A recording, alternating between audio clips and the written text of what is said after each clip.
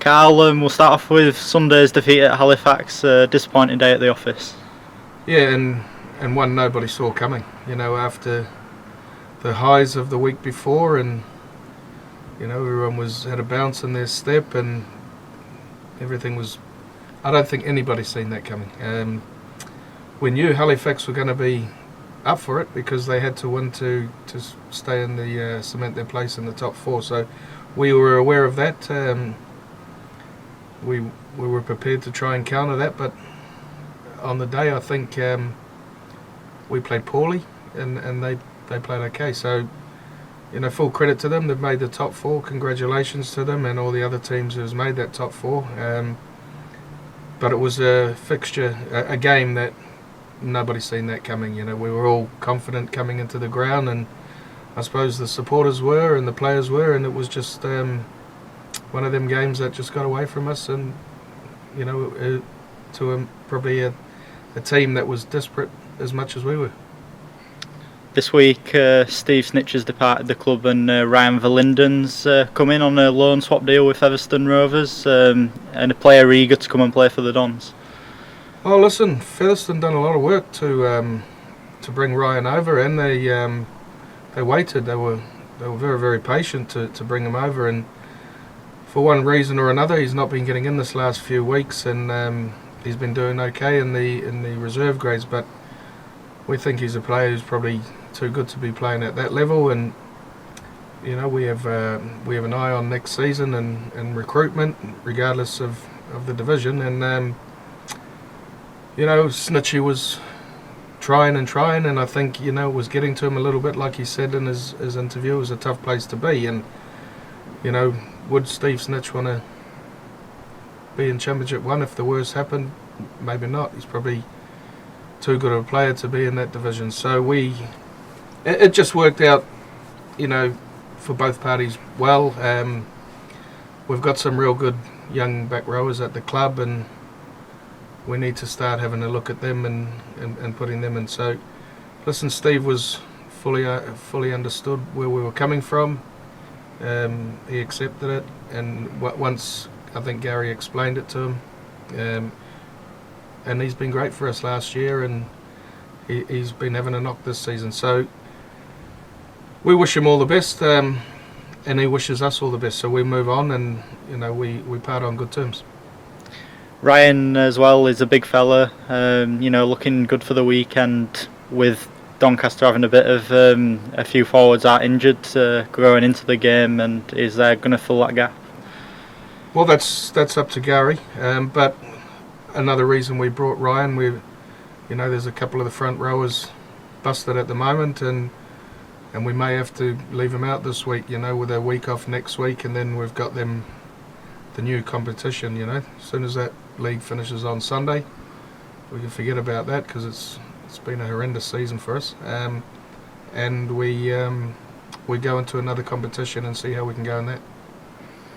And this week behind the scenes as well, a lot of action been going on. Oh yeah, for me personally, it's been a very, very tough week, and I've been in with the FD, Lee Ferriby, quite a few times this week, and we've spent a lot of hours together, and we're getting there now. We're putting the budget together for next season, and after this meeting, I'm meeting with Gary and an agent, and I'm very, very optimistic we'll get the budget we want to make us very, very competitive in whatever league next year. That I'll let people know. I think that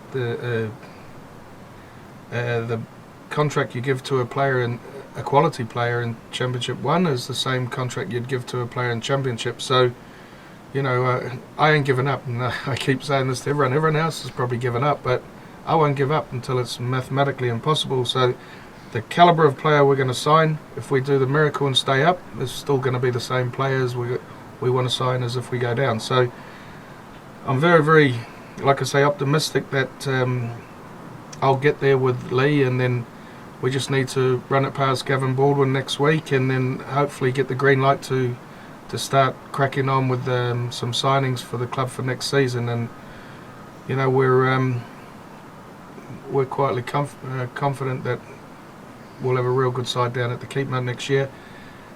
And I'm pretty confident we'll silence a few people when they see the calibre of player that we're going to sign, because, you know, I don't know how things get out there or how rumours start, but, you know, we're already hearing that, oh, we're going to sign all young kids again like we did last year and all this and that. And, you know, these sort of murmurs are getting back to me from a few of the fans who are close to the club. Now, listen, I don't know where they get the information from, because I couldn't even tell you who we're going to sign now, but we've got some targets, and like I say, if we get them targets, they're not young kids.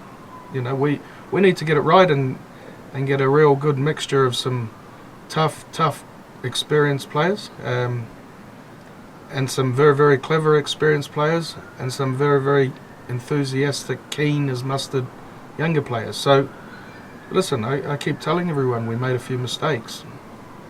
Let's see if we've learned from them. The only way we'll know if we've learned from them is if we get the recruitment right and we do our talking on the field next season. But I'm pretty sure when we do announce some signings, when we do get them, people will be enlightened with it. Just finally, it's Leigh Centurions away on Sunday. A big tough competition against them. Hey, listen, brilliant. Fantastic for us to go to Leigh. I congratulate them, Paul Rowley, Derek Beaumont. They've done a smashing job there, winning the league leaders 2 years in a row. Let's be positive and let's have a look at it. You know, I urge our players to watch them after the game, getting their league leaders shield, and, you know, take it all in and realise that those are the heights you can go to if you do things right. So, you know, it's all experience. So, you know, yeah, we've got some young fellas. They'll have a look at what happens when you're at the top of the league and how you get treated and how the fans react to you, and they'll get to see them lift the league leaders shield. So, I'm all right with that. I think it's a great place to go for the last year and just soak up the atmosphere. There'll be a massive crowd there, and probably some of the fellas will never play in front of a crowd like that. So there'll be a big crowd, you know, and good luck to them. Congratulations to them. They haven't done that overnight, Lee. We've been closely monitoring them and following them, and last year, you know, they thought we were similar to them, that would earned our way up there the last 3 or 4 years. They've seemed to have done it the right way, and like I say, with all the top 4 clubs, I wish them all the best, and, you know, it'll be lovely for one of them to slip through the net and get to the Super League, because then that'll give us all hope for the future. Do you believe Leigh can do that? Oh, listen, we're all talking about Leigh and Bradford. Don't write Sheffield off. I've seen Sheffield all year, and, you know, they're going good.